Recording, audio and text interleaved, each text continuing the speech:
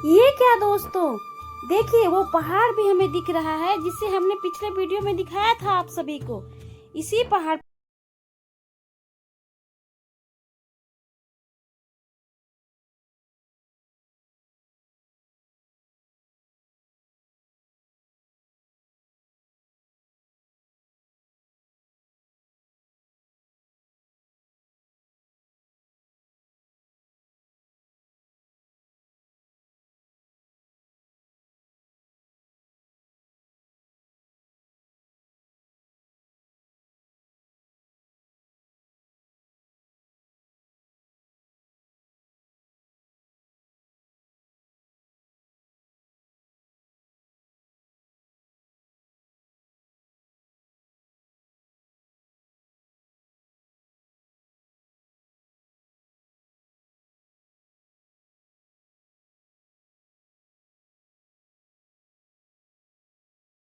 तो देखिए दोस्तों, हम आ गए हैं अपने खेतों में।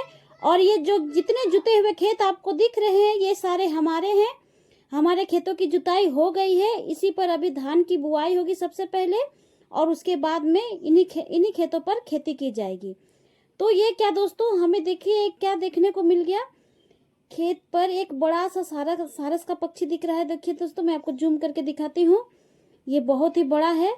मैंने पहली बार इतना बड़ा पक्षी देखा है खेतों पर। वैसे तो मैंने चिड़ियाघरों में बहुत ही देखा है, लेकिन आज पहली बार खुले में देख रही हूँ। देखिए इसे, आप देखिए, मैंने जूम करके आपको दिखा दिया।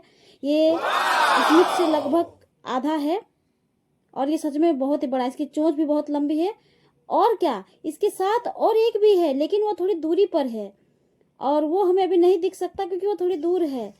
अब ये उड़ गया हमारा पक्षी। दोस्तों, हमारा जो गांव है वो कोई चिड़ियाघर से कम नहीं है।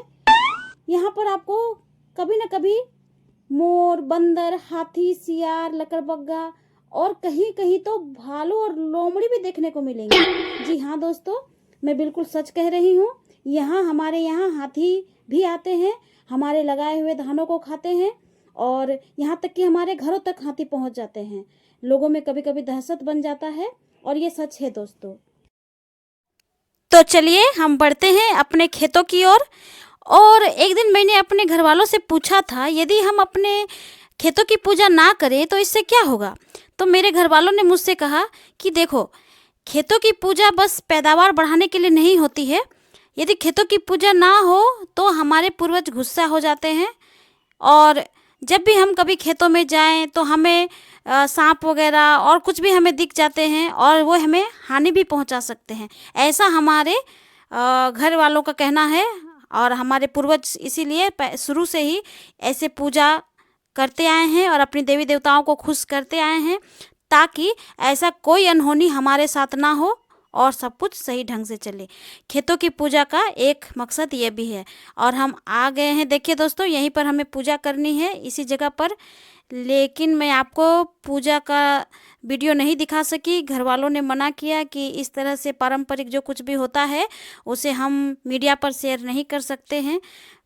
घर की पूजा और कहीं की पूजा आम होती है तो वो सब हम दिखा सकते हैं, लेकिन इस तरह की पूजा हम नहीं दिखा सकते।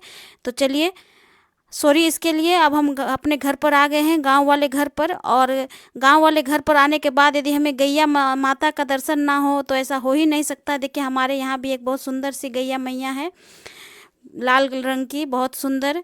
और ये है हमारे गांव का दृश्य, हमारे गांव के घर का दृश्य। और भी छोटे मोटे दो बैल हैं। जब हम गांव में रहते थे तो ये सब हमारा था। हम यहाँ सभी अपने अपने कामों को करते थे, लेकिन अब हम गांव में नहीं रहते हैं।